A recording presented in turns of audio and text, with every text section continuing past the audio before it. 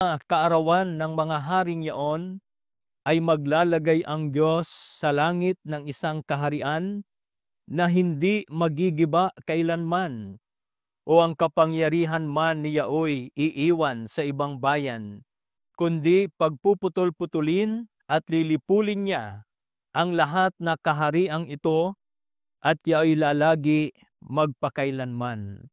Praise the Lord! Ang kaharian ng Diyos ay matatag at magpakailanman. Hindi ito naapektuhan ng kaguluhan, ng krisis, o kasalanan ng mundo. At tayo po bilang mga anak ng Diyos, tayo ay mga mamamayan ng kaharian ni Kristo.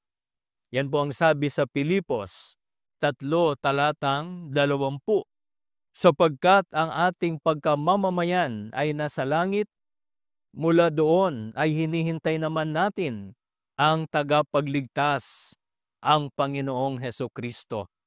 Praise God!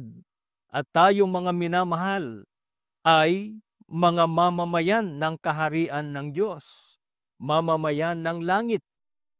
Kaya huwag tayong mangamba sa mga pagbabago ng mundo, sapagkat ang ating katapatan ay sa kahariang hindi kailanman magigiba. Purihin ang Panginoon.